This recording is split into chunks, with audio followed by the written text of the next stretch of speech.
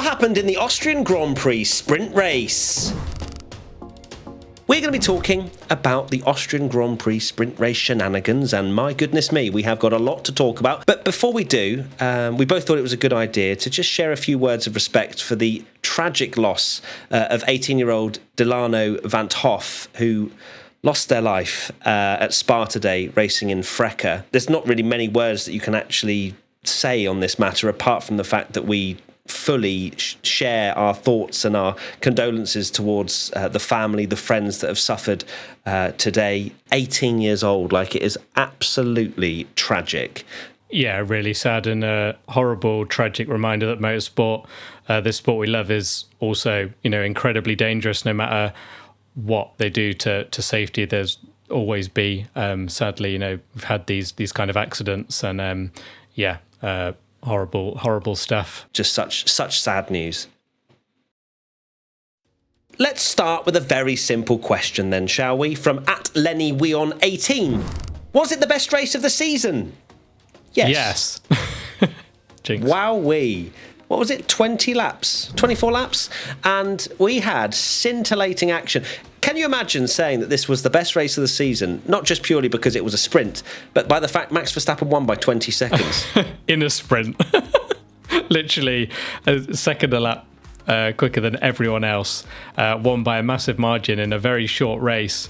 And it was the best race of the season, even though it was a sprint. Look, me and you would have gone into today, we spoke about it a lot in our watch along, very much expecting to, be a bit moody after the sprint, because we don't like the new format, but that delivered. But there are reasons why it did, which we'll go into in a bit. Okay, question from @LibrarianBert. Are we now sold on sprint races, or is it a case of rain equals epic sprint race? Yes, I think that's the key differential here. Saturday sprint shootout shenanigans, constant dopamine, TikTok generation, short explosion, woo, yay, haha, love stuff. That's still the problem. The good thing was that we had a short race, we had changeable conditions. It was literally the perfect changeable condition race, where it was wet, it was tricky, it was slippery, and then with about 10 or so laps to go, it started to develop and evolve into a dry race. So some drivers risked it, and it was almost perfect. It was epic. It was just the conditions suited what we had in front of us. It did, and I would argue that it's not even, like this person suggests, rain equals epic sprint race, because if it was inters the whole way, or a full wet race the whole way, it might not have been as good. This shows we could have this every sprint, and it would be an enjoyable format if you just had a pit stop, and even better, a borderline pit stop. Lando said it, I'm pretty sure, after the very first sprint race. Introduced a hyper soft tyre that's going to absolutely shred itself and maybe last 22 laps of a 24 lap race. Then you go into that race knowing that some people are going to go, you know what, I will gamble, I'll take a pit stop. I'm not going to sit here and go, yes, the sprint's the best thing ever now because we had that one good race. If anything, it showed that this is the way to go. You need a strategy element, and it can be enjoyable if there's some kind of strategy. Okay, well, I'm now going to put my hat on as Pirelli ambassador here and say, How dare you, Tom Bellingham, try and get us to create a 22-lap tyre that lasts the exact time you want for it to become a chaotic race. What I would then say back to the Pirelli ambassador, so now I am back in your shoes, Tommy, is, look, we don't need this miraculous tyre. We just need different tyres to what we will see on Sunday. Now, we've had our Saturday action. Wow, wasn't that fun? We then go into Sunday and we don't know what's going to happen necessarily, apart from obviously Max Verstappen being inevitable, yada, yada, yada. We don't know the exact stint length of a medium, whether the Ferraris are going to fall off, whether Max is going to clear off into the distance at 3 seconds a lap. We don't know any of that, because we had the wet weather conditions. But that also would work with dry if we had different tyre compounds available to us. You're never going to be able to build the perfect tyre, like you were saying, that is exactly the length, because they'd have to essentially run a whole Grand Prix and then find out exactly how long it's going to last. Degrading tyres could make it still really good. It just shows some kind of strategy makes it good. I could just imagine Formula One, sat down after a long, hard day, and they turn on a bit of P1 with Man Tommy, and they're like, no way can they have a go at the format after today's action. But it's and we're not like, the format. It proves that it's wrong at the moment. It is a weird thing, though, that race proved that the format is wrong, but can be good. Right, let's actually speak about the race itself, shall we? And the beginning. Because it got a little bit tasty. Verstappen versus Perez. And it's lights out. Perez! Oh, he squeezed him on the grass. He pushed him. Oh, it's a dive bomb. Max. Oh, Lando! No! Hulkenberg! Oh my God, they got no grip. Oh my God, I thought Hulkenberg was going to take the lead. I thought Hulkenberg's going to... Perez? This is epic. Hulkenberg's going to get through. Go on, Hulkenberg. Go! Of course, off the line, you had Verstappen looking like... Well, it looked like Perez got a good initial launch, then Verstappen got a nice launch, and then Perez got a nicer launch. It was a strange... We were like, it's done. And then the camera angle changed, and Perez was going up the inside, and we were like, okay. Then he went wide, bottled it, then squeezed Max, didn't he? Gave it a little squeeze in which he didn't see him. He did not see him, and then gave him the place back. Did you hear that? After the interview, the post-race interview, tried to claim he gave the position back, when in fact it was Max Verstappen yeeting it up the inside, and that's 2021 Verstappen right there. Yeah, 7 car lengths back. Yeah, sends it fuming. Perez on the radio, wow, what's wrong with Max? But I gave him the place back. The way that track goes wide and then thins, if you like. It did maybe look worse than it was, but I don't think Perez didn't know where he was at all. That's a load of rubbish. And then to say that he let him through when it was a big old dive bomb, but it got a bit fruity on the radio as well, didn't it? They were calling each other out, going, "What are they doing? What are they doing?" Perez got a taste of what he could have had tomorrow, but he won't. Question from Sam Garanfoli. Is the tension in the Red Bull team getting higher now after today's sprint? Who was at fault in the different situations between the two? Perez was definitely more at fault if you collectively look at both of them. Like, Perez was more in the wrong by squeezing him onto the grass. Then Verstappen just gave it back a little bit rude. But it was all fair in love and war, really. I think I believe Checo in the fact that he potentially didn't see him, but I don't think he made much of an effort to see him, potentially. And in terms of the tension, I don't think there is any. They had a conversation afterwards. Perhaps there would have been more tension if Sergio Perez had won that sprint race and Max hadn't won by 20 seconds. I don't think Max would have let that go maybe as easily, and then we'd see like 9 months down the line that Max will do something and go, this is for Austria 2023 sprint race. Imagine. The way it panned out showed that, to me, it's a different situation. Tensions aren't going to run high because Verstappen is so far clear of Perez now, and the way the championship's gone and stuff, and the way tomorrow, Perez is going to be starting absolutely nowhere near him. But it does just show that when they do start the front together, things can happen. And Max Verstappen is one of those drivers that is very easy to go, oh, he's matured so much and he doesn't really, bang wheels and do all this kind of stuff.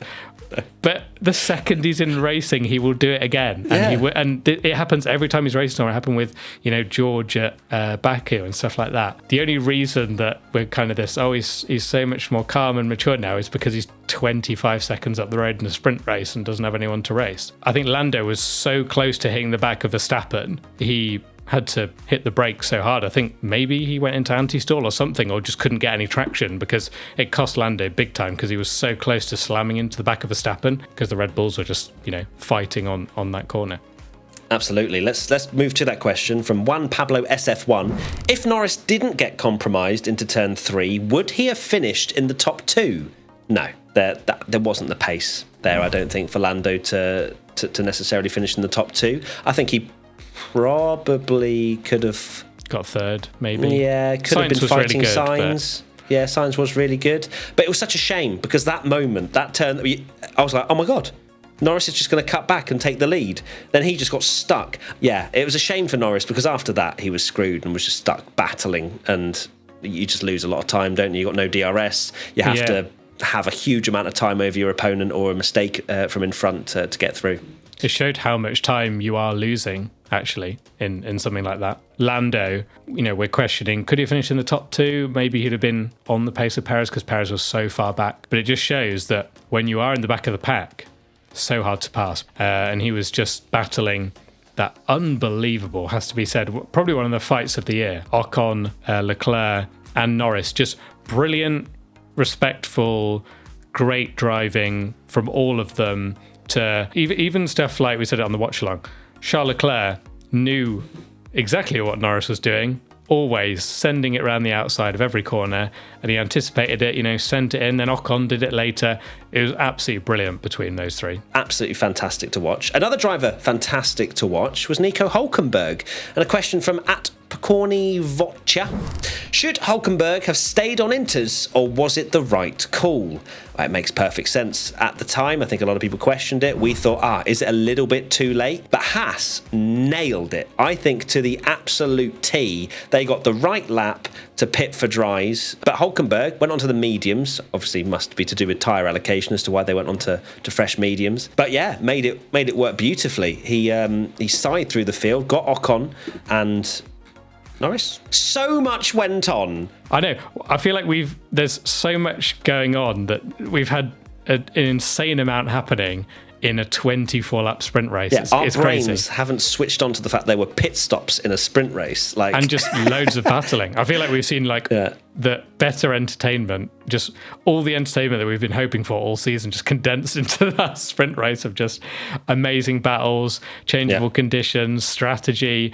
Oh, it was epic. Hulkenberg's race, do you not think just reminded you of like a F1 game or like F1 manager scenario mode or something, where you have to pit and it's like the exact amount where he's flown through the field and ended up exactly where he was before.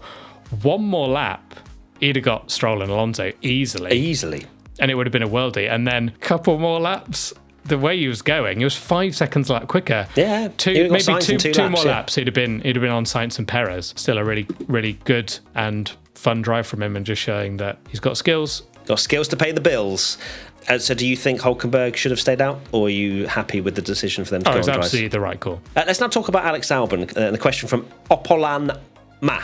Would Albon have scored points if Williams left him out? I think so. He was ahead of Ocon, and he was the hype train conductor of this particular crazy battle. Now, he definitely would have been at least in the fight, whereas they pit him maybe on the same lap as Ferrari, I want to say, and Leclerc. I think so, yeah. And it's later on. Just didn't make sense, because he didn't even get in the top 11. Like, he was nowhere. Yeah, he was too late to actually do it, and then it just didn't make sense. Because you're pitting later than everyone as well, you're also losing positions to them, so it was never going to work. Like, you're never going to get those past those dry runners like Russell and Hamilton or whatever that pitted earlier, so you're never going to get them. So yeah, it didn't really make sense at that point. I want to shout out George Russell, to be fair. He was one of the first drivers to make the gamble, went onto the soft tyres and ended up scoring a point in the end, and missed out on seventh by 9 thousandths of a second as they came over the line. But yeah, George had a great drive, didn't he, after that gamble. Let's now talk about two drivers we hoped were going to go side by side, but didn't really. Alonso versus Stroll. Question from Big_T Suts. Do you think that Alonso is actually making Stroll a better driver? That battle towards the end was probably the best racing Stroll has done. I think Stroll did have a very good sprint, finished P4, can be very happy with himself.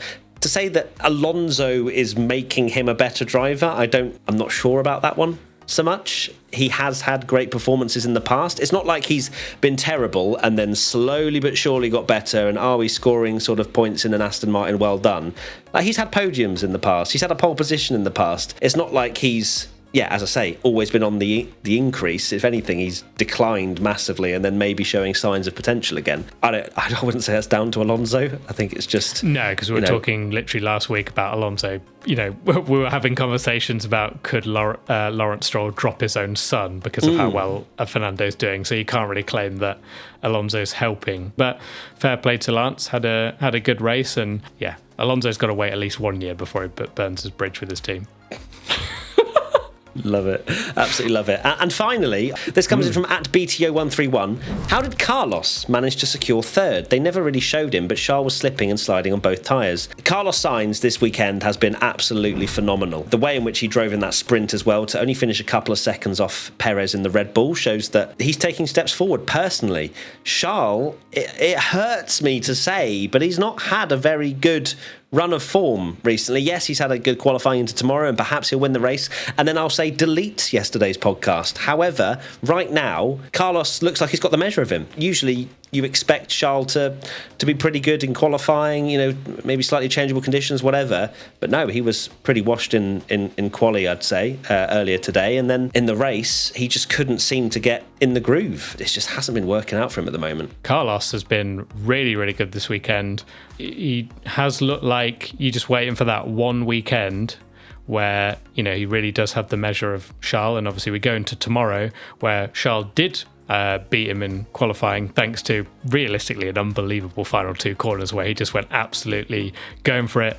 And still lost time crazy, to Max. And still somehow lost time. But Carlos, I think we've got to give him some credit because he's turned that Ferrari form around and he is looking like he can be there with Leclerc now. And if not, beating him in the pace, which looked impossible like last year. Sainz is actually just doing a really good job at the moment, so fair play to him. Right, that is it. Thank you everybody for watching and listening, and we'll see you very soon for another piece of content. We'll be live tomorrow on Matt P1 Tommy Twitch for the race, so come and join us then. And of course we'll have our post-race content as always, and we'll see you very soon for another thingy, because I've already said content, so I'm going to say thingy this time.